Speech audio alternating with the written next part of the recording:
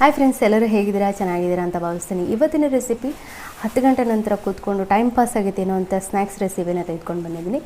ಒಂದೇ ವಿಡಿಯೋದಲ್ಲಿ 2 ರೆಸಿಪಿನ ತೋರಿಸ್ತಾ ಇದ್ದೀನಿ. ಇನ್ನೊಂದು ಹೆಸರು ಕಾಳ್ದು ಒಗ್ಗರಣೆ, ಅದು ಸಾಧಾರಣವಾಗಿ ಎಲ್ಲರಿಗೂ ಗೊತ್ತಿರುತ್ತೆ.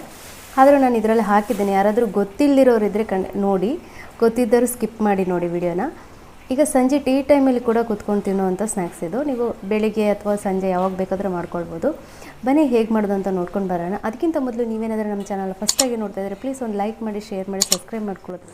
ಫಸ್ಟಿಗೆ ನಾನು ಇಲ್ಲಿ ಮಕ್ಕನ ಒಂದು ಪಾತ್ರೆಗೆ ಹಾಕಿಟ್ಕೊಳ್ತಾ ಇದ್ದೀನಿ. ಮಕ್ಕನ ಸಾಧಾರಣವಾಗಿ ಎಲ್ಲರೂ ಗೊತ್ತಿರೋದಾಗ ಈಗ ಒಂದು ಪಾತ್ರೆ ಸ್ವಲ್ಪ ತುಪ್ಪ ಹಾಕ್ಕೊಂಡಿದ್ದೀನಿ. ಚೆನ್ನಾಗಿ ಫ್ರೈ ಮಾಡ್ಕೊಳ್ಬೇಕು. ಆದಷ್ಟು ಸ್ಲೋ ಮೀಡಿಯಮಲ್ಲಿಟ್ಟು ಫ್ರೈ ಮಾಡ್ಕೊಳ್ಬೇಕು, ಯಾಕೆಂದರೆ ಅದು ಒಳ್ಳೆ ಕ್ರಿಸ್ಪಿ ಆಗಬೇಕು. ನೋಡಿ, ಇವಾಗ ಇದು ಚೆನ್ನಾಗಿ ಕ್ರಿಸ್ಪಿಯಾಗಿದೆ. ನಾನು ಇವಾಗ ಇದನ್ನು ತೆಗೆದುಕೊಳ್ತೀನಿ. ಬೇಕಾದರೆ ಒಂದು ತಿಂದು ಸಹ ನೋಡ್ಬೋದು. ಈಗ ಅದನ್ನು ತೆಗೆದಿಟ್ಕೊಂಡ ನಂತರ ಅದೇ ಪಾತ್ರೆಗೆ ಒಂದು 2 ಸ್ಪೂನಷ್ಟು ತುಪ್ಪ ಹಾಕ್ಕೊಂಡು ಬಾದಾಮಿನ ಫ್ರೈ ಮಾಡ್ಕೊಳ್ಬೇಕು. ಬಾದಾಮಿ ಸ್ವಲ್ಪ ಒಡೆಯುತ್ತೆ, ಅಂದರೆ ಸ್ವಲ್ಪ ಸಿಡಿಯುತ್ತೆ, ಆವಾಗ ಅದು ಫ್ರೈ ಆಗಿದೆ ಅಂತ ಅರ್ಥ. ನೀವು ಬಾದಾಮಿನೇ ಹಾಕೋಬೇಕಂತೇನಿಲ್ಲ. ಕಡಲೆ ಇದ್ದರೆ ಕಡಲೆ ಕೂಡ ಹಾಕ್ಕೊಳ್ಬೋದು. ನೆಲೆಗಡಲೆ ಹೇಳ್ತೀವಲ್ವ ಅದು. ನಂತರ ಇಲ್ಲಿ ಸ್ವಲ್ಪ ಗೋಡಂಬಿನ ಹಾಕ್ಕೊಳ್ತಾ ಇದ್ದೀನಿ. ಕಾಣ್ತಾ ಇದೆಯಲ್ವ, ಒಂದೊಂದು ಪಿಸ್ತಾ ಒಡೆದಾಗೆ ಕಾಣಿಸ್ತಾ ಇದೆಯಲ್ವ. ಆವಾಗ ಈ ಗೋಡಂಬಿ ಬೇಗನೆ ಫ್ರೈ ಆಗುತ್ತೆ, ಅದಕ್ಕೆ ಸ್ವಲ್ಪ ಲಾಸ್ಟಿಗೆ ಹಾಕ್ಕೊಳ್ತಾ ಇದ್ದೀನಿ. ನಂತರ ಸ್ವಲ್ಪ ಕಡಲೆನ ಮಿಕ್ಸ್ ಮಾಡ್ಕೊಳ್ತಾ ಇದ್ದೀನಿ. ಸ್ವಲ್ಪ ಉಪ್ಪು, ಸ್ವಲ್ಪ ಪೆಪ್ಪರ್ ಹಾಕ್ಕೊಂಡು ಇದನ್ನು ಮಿಕ್ಸ್ ಮಾಡ್ಕೊಳ್ತಾ ಇದ್ದೀನಿ. ಇವಾಗ ಸ್ವಲ್ಪ ಇದು ಫ್ರೈ ಆದರೆ ಸಾಕಾಗುತ್ತೆ. ನೋಡ್ತಾ ಇದ್ದೀರಲ್ಲ,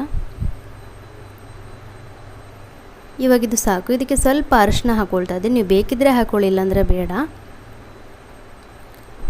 ಇವಾಗ ಇದು ರೆಡಿಯಾಗಿದೆ. ನೀವು ಬೇಕಿದ್ದರೆ ಚಾಟ್ ಮಸಾಲ ಹಾಕ್ಕೊಳ್ಬೋದು. ಚಾಟ್ ಮಸಾಲ ಫ್ರೈ ಮಾಡೋಕೆ ಹಾಕಬೇಡಿ, ಈ ರೀತಿ ಮಿಕ್ಸ್ ಮಾಡುವಾಗ ಹಾಕ್ಕೊಳ್ಬೋದು ಚಾಟ್ ಮಸಾಲ. ಸೊ ಇವಾಗಿದು ರೆಡಿಯಾಗಿದೆ. ಚೆನ್ನಾಗಿ ಮಿಕ್ಸ್ ಮಾಡ್ಕೊಂಡಿದ್ದನ್ನು ರೆಡಿ ಮಾಡ್ಕೊಳ್ಳೋಣ. ಟೀ ಟೈಮಲ್ಲಿ ಕೂತ್ಕೊಂಡು ತಿನ್ಬೋದು, ಅಥವಾ 10 ಗಂಟೆ ನಂತರ ಸುಮ್ಮನೆ ಕೂತ್ಕೊಂಡು ಮೊಬೈಲ್ ನೋಡ್ತಾ ಇರ್ತೀವಲ್ವ, ಅವಾಗ ಕೂಡ ತಿನ್ಬೋದು. ಇವಾಗ ಈ ರೆಸಿಪಿ ರೆಡಿಯಾಗಿದೆ, ನೋಡ್ತಾ ಇದ್ದೀರಲ್ಲ. ಇಲ್ಲಿ ಇವಾಗ ಮತ್ತೊಂದು ಸ್ನ್ಯಾಕ್ಸ್ನ ತೋರಿಸ್ತಾ ಇದ್ದೀನಿ. ಮೊಳಕೆ ಬರಿಸಿದ ಹೆಸರು ಕಾಳಿನ ಒಗ್ಗರಣೆ ಯಾವ ರೀತಿ ಮಾಡ್ಕೊಳ್ಳೋದು ಅಂತ. ಸೊ ಫಸ್ಟಿಗೆ ಇಲ್ಲೊಂದು 2 ಸ್ಪೂನಷ್ಟು ತುಪ್ಪ ಹಾಕ್ಕೊಳ್ತಾ ಇದ್ದೀನಿ. ತುಪ್ಪ ಇಲ್ಲಾಂದರೆ ನೀವು ಪಾಮೇಲೆ ಎಣ್ಣೆ ಕೂಡ ಯೂಸ್ ಮಾಡ್ಬೋದು. ಇದು ಸ್ನ್ಯಾಕ್ಸ್ ಆಗಿರೋದ್ರಿಂದ ನಾನು ತುಪ್ಪ ಯೂಸ್ ಮಾಡ್ತಾಯಿದ್ದೀನಿ. ಬೆಣ್ಣೆ ಇದ್ದರೆ ಬೆಣ್ಣೆ ಕೂಡ ಹಾಕ್ಕೊಳ್ಬೋದು. ಸ್ವಲ್ಪ ತುಪ್ಪಕ್ಕೆ ಸ್ವಲ್ಪ ಸಾಸಿವೆ, ಸ್ವಲ್ಪ ಬೆಳ್ಳುಳ್ಳಿನ ಹಾಕ್ಕೊಂಡು, ಸ್ವಲ್ಪ ಕರಿಬೇವಿನ ಹಾಕ್ಕೊಂಡು ಫ್ರೈ ಮಾಡ್ಕೊಳ್ತಾ ಇದ್ದೀನಿ. ಇಲ್ಲಿ ಒಂದು ಈರುಳ್ಳಿನ ಸಣ್ಣ ಸಣ್ಣದಾಗಿ ಕಟ್ ಮಾಡಿ ಹಾಕ್ಕೊಳ್ತಾ ಇದ್ದೀನಿ.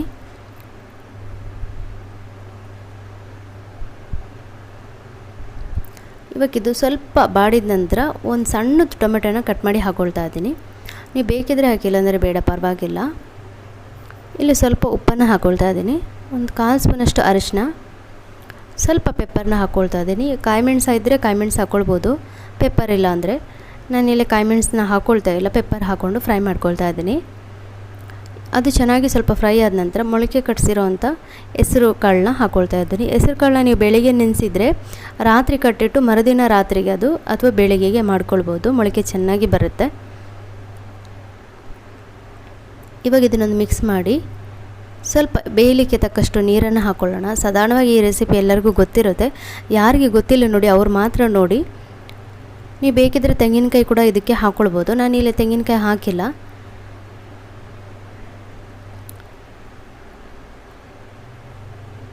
ಇವಾಗ ಇಲ್ಲಿ ಬೆಂದಿದೆ ಅಂತ ಅನಿಸಿದ ನಂತರ ಒಂದು ಅರ್ಧ ಲಿಂಬೆನ ಹಾಕ್ಕೊಳ್ತಾ ಇದ್ದೀನಿ.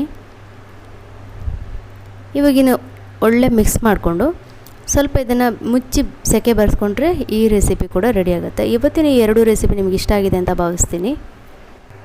ಇವತ್ತಿನ ವಿಡಿಯೋ ನಿಮಗೆಲ್ಲ ಇಷ್ಟ ಆಗಿದೆ ಅಂತ ಭಾವಿಸ್ತೀನಿ. ಇಷ್ಟ ಆದರೆ ಒಂದು ಲೈಕ್, ಶೇರ್, ಸಬ್ಸ್ಕ್ರೈಬ್ ಮಾಡ್ಕೊಳ್ಳಿ. ಹಾಗೆ ಕಮೆಂಟಲ್ಲಿ ಹೇಳಿ ಇವತ್ತಿನ ವಿಡಿಯೋ ಹೇಗೆ ಅನ್ನಿಸ್ತು ಅಂತ.